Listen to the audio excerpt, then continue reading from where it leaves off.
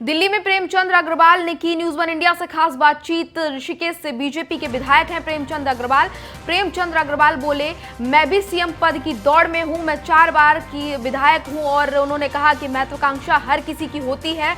आखिरी फैसला पार्टी आलाकमान को लेना है, पार्टी जो भी फैसला लेगी उसे हर कार्यकर्ता मानेगा। तो प्रेमचंद अग्रवाल ने न्यूज वन इंडिया से खास बातचीत की और उस दौरान उन्होंने खुद को सीएम पद का उम्मीदवार बताया। उन्होंने कहा कि आखिरी फैसला जो है पार्टी आलाकमान को लेना है। उन्होंने कहा कि महत्वाकांक्षा हर किसी की होती है। इसके अलावा उन्होंने ये भी कहा कि मैं 4 बार का विधायक हूं और उन्होंने कहा कि मैं सीएम पद की दौड़ में हूं। और इसके अलावा उन्होंने ये भी कहा कि पार्टी को ही, आलाकमान को ही आखिरी फैसला लेना है। हालांकि उन्होंने अपने आप को दावेदार बताया है सीएम पद के लिए। तो खास बातचीत न्यूज वन इंडिया ने प्रेमचंद अग्रवाल से की और इस दौरान उन्होंने ये तमाम बातें कही। उन्होंने खुद को सीएम पद के लिए दावेदार बताया है। आपको बता दें कि ऋषिकेश से बीजेपी के विधायक हैं प्रेमचंद अग्रवाल और उन्होंने खुद को सीएम पद की दौड़ में बताया है खुद को। उत्तराखंड में पूर्ण बहुमत मिलने के बाद हमारे साथ बातचीत करने के लिए प्रेमचंद अग्रवाल जी हैं, विधानसभा के अध्यक्ष भी हैं। सर, रस्साकसी चल रही है कि अगला मुख्यमंत्री कौन होगा। वो इसलिए चल रहा है कि शायद मुख्यमंत्री जी खुद अपनी सीट नहीं बचा पाए हैं। किस तरीके से देखते हैं? देखिए, 5 राज्यों में चुनाव हुए और 4 राज्यों में भारतीय जनता पार्टी ने वापसी की है। किसी भी राज्य का अभी तक कोई निर्णय नहीं हुआ है। हमारा भी राज्य उसमें शामिल है। आप मान के चले, चारों राज्यों के लिए जिस प्रकार से मंथन चल रहा है, मनन चल रहा है, क्योंकि भारतीय जनता पार्टी कोई स्थानीय या क्षेत्रीय पार्टी नहीं है, आज विश्व की सबसे बड़ी पार्टी है। सभी पहलुओं पर विचार करती है और जिसके नेता और बल्कि कहिए कि एक शक्तिशाली नेतृत्व तो हमारे पास है, आदरणीय मोदी जी के रूप में, आदरणीय शाह जी के रूप में, नड्डा जी के रूप में। तो आखिर ये सारे बिंदुओं पर विचार करके निर्णय लेगी और बहुत जल्द निर्णय हमारे सामने होगा। आप भी 4 बार से विधायक रहे हैं। हम सीधा सवाल करते हैं कि आपकी इच्छा है, अगर आपको मुख्यमंत्री बनने की इच्छा आपके अंदर है, क्या आपको लगता है? देखिए, पार्टी में आप ये समझिए कि हमारे यहाँ जो निर्णय होता है उसको हम अंतोगत्वा स्वीकार करते हैं। पार्टी ने निर्णय लिया, जो 2 बार का जीता वो मुख्यमंत्री बना है, तो हमने स्वीकार करा ना। हमारे यहाँ उससे भी वरिष्ठ तब भी थे। वरिष्ठता होना बड़ी बात नहीं है। पार्टी को क्या अच्छा लगता है, पार्टी के हाईकमान को क्या अच्छा लगता है, वो सर्वोपरि होता है और उसको हम स्वीकार करेंगे। मतलब आप इस बात को नकार नहीं रहे हैं, अगर मुहर लगती है तो आप उसको स्वीकारेंगे? मोहर जो पार्टी लगाएगी उसको स्वीकार कर रहे हैं। धन्यवाद सर। तो ये थे हमारे साथ प्रेमचंद अग्रवाल जी, जिनका साफ तौर पे कहना है कि पार्टी जो निर्णय लेगी उसको हम स्वीकार करेंगे। वीडियो जर्नलिस्ट रविंद्र के साथ पीयूष तिवारी, नई दिल्ली।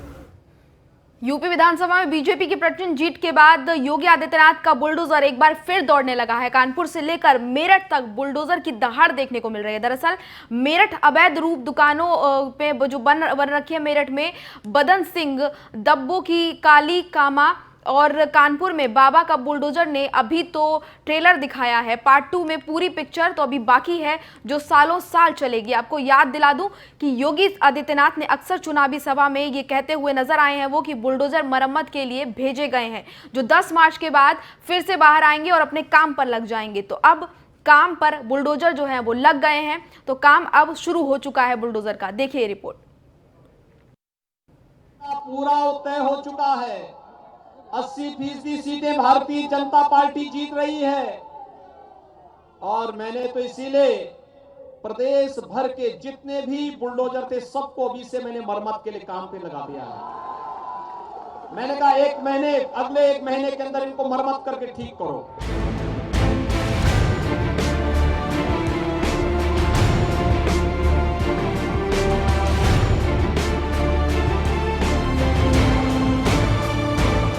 मार्च के बाद योगी बाबा का बुलडोजर अपने काम पर लग चुका है और अपराधियों के अवैध संपत्ति पर पंजा मारना शुरू कर दिया है।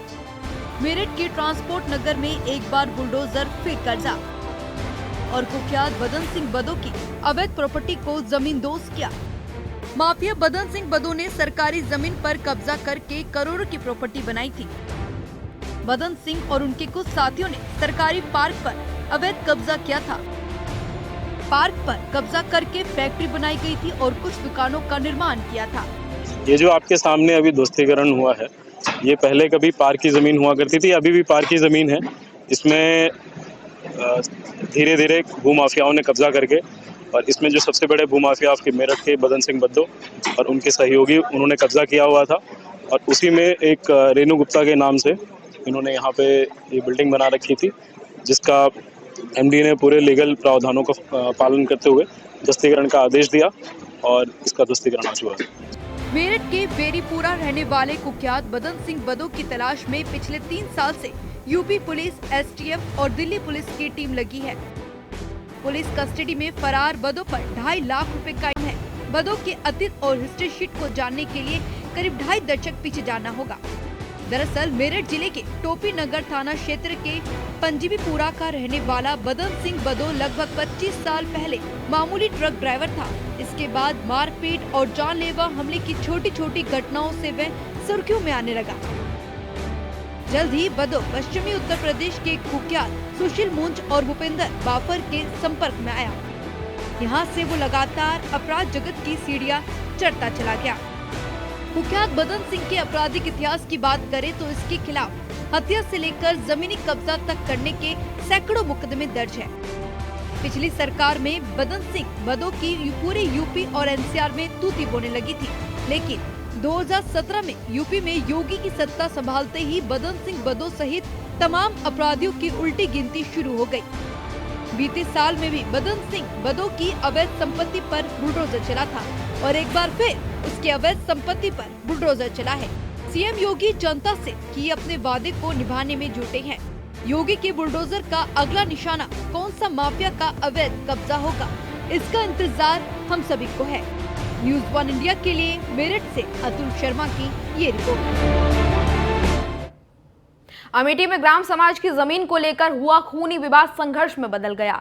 इसके बाद एक परिवार ने लाठी डंडों और हथियार से दूसरे परिवार पर हमला कर दिया। इस दौरान इस संघर्ष में 4 लोगों की मौत हो गई, जबकि 6 लोग घायल हो गए। मामला अमेठी का है, जहां पर ये पूरा संघर्ष हुआ है। यहां रहने वाले संकटा प्रसाद के घर के पास ग्राम सभा की जमीन पड़ी है। इस पर गांव के ही राम दुलारे, ब्रिजेश और अखिलेश जबरन कब्जा कर रहे थे। जब संकटा प्रसाद ने मना किया तो कब्जा करने वाले लोगों ने संकटा प्रसाद और उनके परिजनों पर हमला कर दिया। वहीं सूचना मिलने पर जब भारी संख्या में पुलिस बल वहां पर पहुंचा तो इलाके को छावनी में तब्दील कर दिया गया। पुलिस ने मृतकों के शव को कब्जे में लेकर पोस्टमार्टम के लिए भेज दिया है, जबकि घायलों का इलाज लगातार अस्पताल में चल रहा है। वारदात की सूचना पर मौके पर पहुंचे IG range Ayodhya KP Singh और जिलाधिकारी समेत भारी पुलिस बल ने घटनास्थल का निरीक्षण किया। पुलिस ने वारदात में शामिल 4 अभियुक्तों को गिरफ्तार कर लिया है। आईजी रेंज ने कहा कि वारदात में शामिल आरोपियों पर गैंगस्टर एक्ट के तहत कार्रवाई की जाएगी। तो इस मामले में जो है 4 अभियुक्तों की गिरफ्तारी भी पुलिस द्वारा कर ली गई है। ये अभी शाम को सूचना मिली है, थोड़ी देर पहले, कि शाम को 2 पक्षों में एक ही गांव के दोनों पक्ष से यादव लोग थे और उनसे आबादी की जमीन को लेकर विवाद था। मारपीट आपस में हुई है, तो दोनों पक्ष के लोग घायल हैं। एक पक्ष के लोग ज़्यादा घायल हैं और 3 लोगों के मरने की सूचना है। कुछ लोग वहाँ जो हॉस्पिटल भेजे गए वहाँ से उनको डिक्लेयर डेट कर दिया गया और जो लोग घायल हैं सबको हॉस्पिटल भेज दिया गया, कुछ को रेफर कर दिया गया, कुछ का इलाज मौके पर किया गया। हमारे घर के बगल थोड़ी जगह थी और वहाँ पे बड़े भैया रहते थे। हाँ, और जो जिन बगल वाले की जगह थी वो भी वहाँ पे बना रहे थे। क्या नाम है उनका बगल वाले का? विकेश दुलारे जी। तो वही जगह थी, उनकी भी जगह थी, हमारी भी जगह थी। अपनी जगह से थोड़ा ज़्यादा बढ़ रहे थे वो, तो हम लोगों ने उन्हें रोका। फिर थाना पुलिस हुआ, समझौता हुआ, उसके बाद फिर वो लोग मान गए। अब रात में काम शुरू करते हैं, बस देख रेख के लिए गए थे घर वाले, बस इतने में मारने लगे। हमारे साथ घटना घटी है, भैया हमारी जगह में बना रहे हैं घर, उसको रोकने गए थे, मार दिया सब कोई को। कौन मारा? दुलारे मारा और अखिलेश मारा और ब्रजेश मारा, नितिन तिवारी मारा। कितने लोग घायल हुए आपके परिवार के? हमारे परिवार के हमारे ससुर घायल हो गए, बेहोश, दूठी प्रधान हमारे खत्म हो गए, जेठौत हमारे और हमारे हनुमान जेठौत वो बेहोश हैं। हमारे प्रधानी धनु देवी जेठानी वो बेहोशिया है। प्रधान के बेटवा राजा है, उनके बहुत गहरी चोट नोक लगी। नहीं, ये देखिए एक दुर्भाग्यपूर्ण घटना है और ये जो मृतक पक्ष और जो लोग मारने वाले हैं ये दोनों पट्टीदार हैं, एक ही जाति के लोग हैं और ये आबादी की ज़मीन को लेकर के विवाद था और उस विवाद में पुलिस ने उन लोगों को रोक भी दिया था। लेकिन आज एक पक्ष द्वारा वहाँ पर बालू गिराया गया और इसमें तात्कालिक विवाद हुआ और लाठी डंडों की चोट आई है लोगों को तो 2 लोग तो हॉस्पिटल में डेथ हुई, फिर एक आदमी की और हुई इलाज के दौरान, और फिर यह भी पता चला है कि एक व्यक्ति की और मृत्यु हो गई। और इसमें जो मुलजिम है उसमें से 4 लोगों को गिरफ्तार किया गया है। आज दिनांक 15 तारीख को शाम के समय ग्राम पूरे राजापुर गुंगवाच थाना अमेठी में यादव पक्ष के 2 पटीदारों में जमीन के आपसी विवाद को लेकर लाठी डंडे से मारपीट की घटना हुई है, जिसमें एक पक्ष के 3 लोगों की मृत्यु हो गई है और शेष करीब 5-6 लोग घायलों का इलाज चल रहा है, जिन्हें बेहतर इलाज के लिए यहाँ से रेफर किया जा रहा है। मौके पर शांति व्यवस्था के लिए पुलिस बल तैनात कर दिया गया है। इस संबंध में अभियोग पंजीकृत किया जा रहा है और अभियुक्त गिरफ्तारी के लिए 5 टीमें गठित कर दी गई हैं। शीघ्र ही घटना में शामिल अभियुक्त गिरफ्तारी कर ली जाए। कल थाना अमेठी के गुंगवाच गांव में एक अत्यंत दुखद और दुर्भाग्यपूर्ण घटना हुई, जिसमें कि 2 पक्षों में भूमि विवाद के चलते लाठी डंडों से हुई मारपीट में 7 लोग घायल हुए और उसमें से 4 मजरूहों की दुखद मृत्यु हुई। इस प्रकरण में जो वादी पक्ष है, पीड़ित पक्ष अमरीश यादव, और जो अभियुक्त पक्ष है राम दुलारे यादव, ये पारिवारिक रूप से पट्टीदार हैं। इनके बीच में एक भूमि विवाद था, जिसमें दोनों पक्षों को सम्यक निस्तारण होने तक निर्माण से रोक दिया गया था।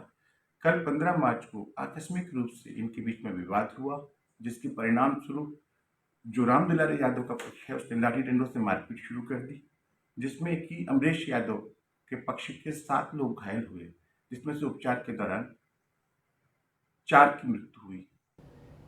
तो बुलेटिन में फिलहाल इतना ही। मुझे दीजिए इजाजत। नमस्कार।